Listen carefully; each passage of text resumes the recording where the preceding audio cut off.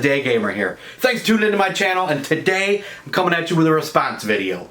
Brothers Forge Gaming tagged me. They want to see the top 5 things in my game room. He said, I probably got some interesting things in here he'd like to see, and hopefully I'm not going to let him down. Now, spoiler, none of these things are games. I don't think, aside from Mike Tyson's Punch-Out, that I could choose between all my games. So, there's other things in my game room, so let's check them out. Now, 3 of these things you see in every one of my videos. Number 5 is my big old Ghosts and Goblins poster back here. Ghosts and Goblins is one of my all-time favorite Nintendo games. It's also one of my originals. Cover art probably had a lot to do with it back in the day. Check this out. I don't know, something about it just really sucks me in. I could stare at it, and I do because I have this big poster on my wall. And other than my television, it's the largest thing hanging on the wall in my game room. So the number 4 favorite thing in my game room is another thing you see in every video. Right there. So I picked this guy up at the 2019 Midwest Gaming Classic. It was actually, I believe, the first thing I bought when I walked in the door. My game plan is to go right to the back. You don't go to the front booths, you go to the back booths. So I ran all the way back there. I saw this guy up on the top of his display, and I had to bring him home and put him up on the wall in the game room. I did, and that's where he's been ever since. The number 3 thing in my game room is right here. This 3D printed moving statue of PacMan and the Ghosts. Now, I got this 2018 Too Many Games. I was walking around and this guy had a bunch of cool 3D art. I just happened to be walking past his booth at the right time, right as he pulled it out of the box and set her down on the table. I walked right up to him and I'm like, man, that is awesome. You know, how much you want for that? And I remember he's like, man, it took a lot of time to make. I don't know if anybody's really going to want to pay. I was just like, well, just throw a figure at me, man. I don't know. He's like, how about $40? Just like, oh my God, hurry, take my money now. At this time, I didn't even know it did anything. Not that what it does is all that awesome, but all you do is you spin PacMan around after he eats the power pellet. Now he's chasing the ghosts.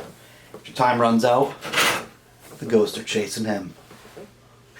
I love this thing. I love this thing, and it's probably always going to be sitting right on a desk in my game room. So, now the number 2 thing in my game room.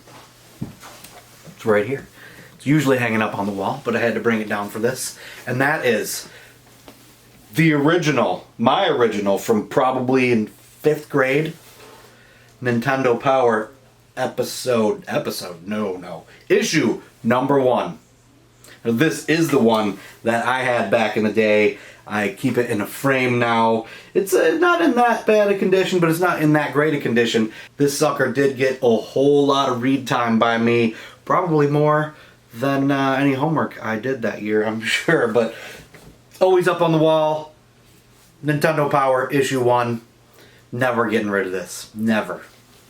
Wonder if it's got my address on the back. To pop it open and check that out. Now, the number 1 thing in my game room, it's probably my favorite gaming possession, games included, that is, I've talked about it before, this guy right here. The official Nintendo Player's Guide.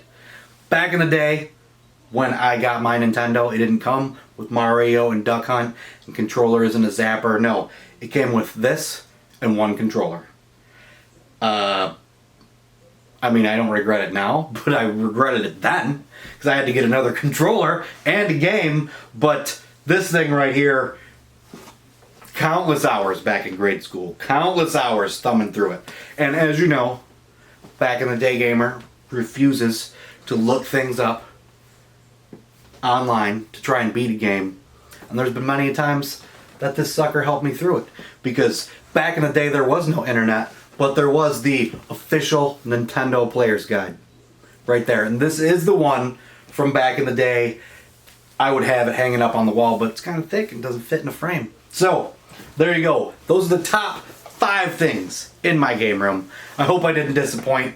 Like I said, obviously there's no games in there, but that's another video indeed, right?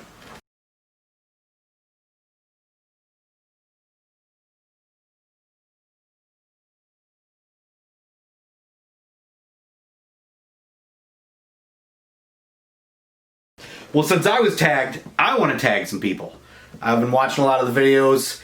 I'm pretty sure these people haven't been tagged. First, I want to go with Dan from the Rebel Gaming Club. There is a lot going on in his game room, and I want to see his top 5 things.